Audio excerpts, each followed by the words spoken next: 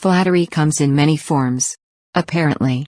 Some forms include imitation, which was extremely annoying and didn't make any sense while growing up.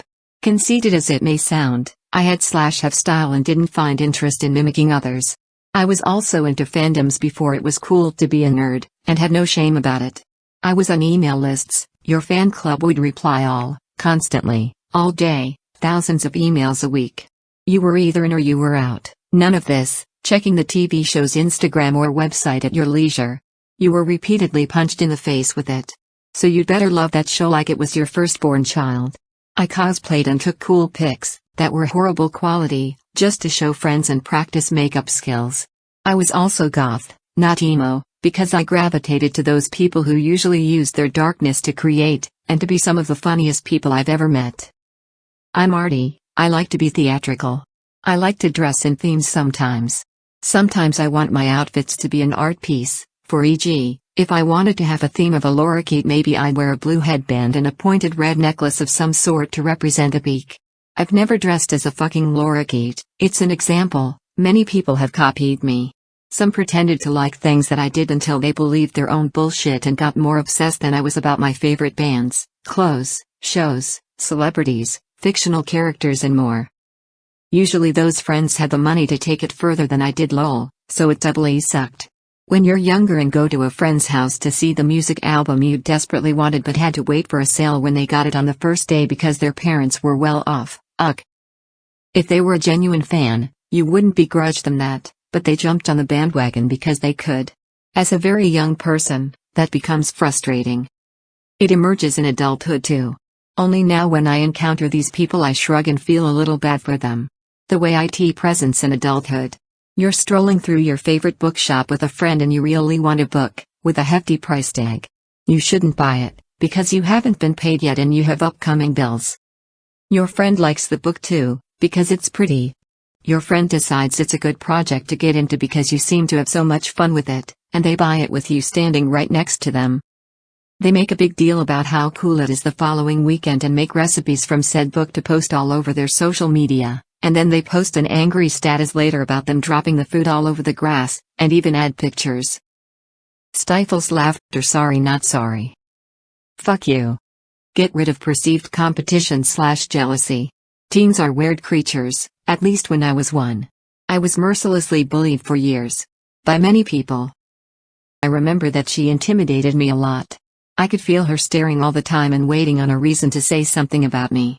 She wasn't loud about it when she was alone, but she still went out of her way to make me feel bad. The worst of the bullying from this time was abated by my access to the photocopier in the library after school. It brought me a lot of joy to photocopy pictures of fairies and mystical lands so that I could color them in and glue them to the front of school books, etc. Her last name was Butcher. For the purposes of this post I will call her Butcher. The class I had with this ugly blonde, Butcher, was home EC. I think. And I was only in it because metal work filled up fast that year. I think she was the teacher's favorite. She'd make a lot of things well and sometimes even stay behind to work and chat with her. I wasn't great at the subject, but there was an assignment we were working on for weeks that I actually liked. It involved finding an image you liked and tracing it with a projector onto material to make a big cushion, then painting it. I chose one of my fairies and worked hard to get it right. The background had a lot of paint, splotches and details. I was very happy with it, the teacher was very happy with it. I took it home to show my mum before the final touches and the insert of the cushion. Cue returning to class, adding final touches, hanging it out to dry outside the classroom with work belonging to other students, on the agreement the teacher would round them all up after we went home and she was locking up. Then mine being the only one to go missing. Every time the teacher mentioned my piece, and for students to keep an eye out for it, Butcher would be looking at me, Mona Lisa, smiling. I couldn't get graded for it and I couldn't do another one because it had taken all of us weeks and there was no time. The teacher had to grade me on what she saw previously while I was making it. And my mom was down to present her young teen made her. Stolen. Coast keeps getting stolen from my slave gig. I ain't mad though. We have community bookshelves, people donate their old books/books they don't want at home anymore. Then people borrow them.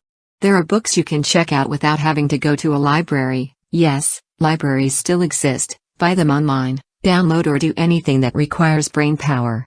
You literally have to walk past the shelves to go to the toilet block. I've seen books disappear and reappear, and I've watched people stand at the shelf and take the time to select something. It may be revealing too much of the nerd in me, but that's exciting to me. I walked past to get a good pick today, but the books look beat up. Haha, this is not the first time I put Kos on the shelf with the others. Or the first time it's gone missing.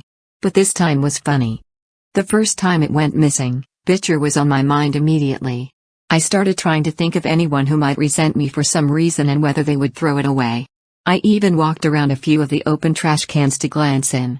I also thought maybe the two people at work who know I have a series being published took it home for themselves. Completely fine lol, but it would have been nice to get a review. When I thought, well, maybe someone borrowed it, like I'd wanted. Only it never came back. Butcher still on my mind, I pushed on. A few months later I moved workspaces, near another one of these community bookshelves. I set out with Kos, stuff for my other side project, and got a lot of things done. I put Kos on the shelf and went to the toilets. When I came back through the hall, literally about 3 minutes later, it was gone. Butcher !! Weird excitement / where'd it go ? / I will catch whoever it is / I wonder who has it / if it's in the trash I will see it on top this time. Walks faster, rounds a corner to a section I don't go to. Aha. An older woman was pulling her chair under her, lowering herself and reading the blurb at the back of Kos. I went back to my area feeling good and hoping she likes swearing. King of Spades never returned to the shelf. This was a little annoying because I want other people to be able to read it, but it was also flattering because it went home with someone who was interested, and that's what I wanted. I just find I wanted more than one person to do that. Cowboy. 1. A traditional animal herder who tends cattle on ranches, usually in the North American region. 2. Derogatory term describing someone who is reckless, ignores potential risks, irresponsible, or who heedlessly handles a sensitive or dangerous task.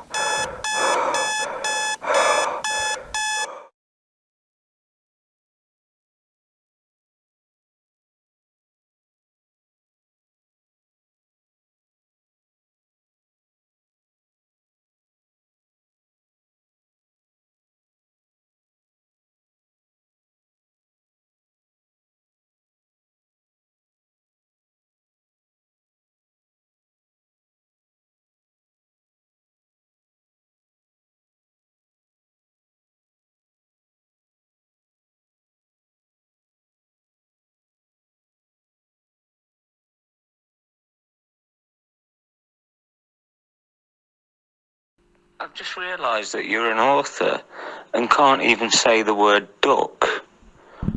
What the fucking hell's up with that?